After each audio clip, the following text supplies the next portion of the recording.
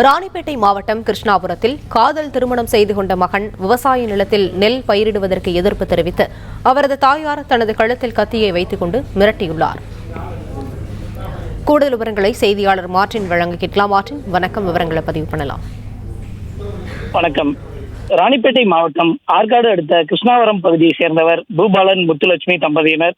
இந்த தம்பதியினருக்கு இரு மகள்கள் உள்ள நிலையில் இவர்களுக்கு 10 ஏக்கரா விவசாய நிலம் உள்ளது. இதில் இவர்கள் அனைவரும் குடும்பத்துடன் விவசாயம் செய்து வருகின்றனர். இந்நிலையில் மகன் மற்றும் மகள்களுக்கு திருமணமான நிலையில் கடைசி மகனான அசோக் கடந்த சில மாதங்களுக்கு முன்பு காதல் திருமணம் செய்துள்ளார்.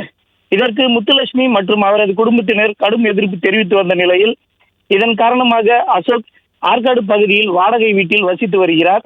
அசோக் விவசாயம் செய்து வந்த நிலையில் காதல் திருமணம் செய்த காரணத்தினால் விவசாய நிலத்திற்கு வரக்கூடாது என அவரது குடும்பத்தினர் கூறியதாக கூறப்படுகிறது. இதன் காரணமாக காவல் நிலையத்தில் அசோக் புகார் அளித்துள்ளார். அதன் பேரில் விவசாய நிலத்தில் நெல் பயிரிடுவதற்கு தாய் முத்துலட்சுமி ஒப்புக்கொண்டதாக கூறப்படுகிறது. இதன் பேரில் விவசாய நிலத்தில் நெல் பயிர் செய்வதற்காக ஆயத்தம் செய்த போது அதற்கு எதிர்ப்பு தெரிவித்து முத்துலட்சுமி டாக்டர் முன்பு தனது கழுத்தில் கத்தியோடு நின்று கொண்டு விவசாய பணிகளை செய்தால் கழுத்தை அறுத்துக் கொள்வதாக மிரட்டல் விடுத்துள்ளார்.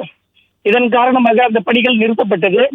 மேலும் காவல் நிலையத்தில் தாய் கூறிய வார்த்தையை நம்பி விவசாயம் செய்வதற்கு முதலீடு செய்த அசோகன் செய்வதறியாது துறை சார்ந்த அதிகாரிகளிடம் கேட்டுள்ளார்.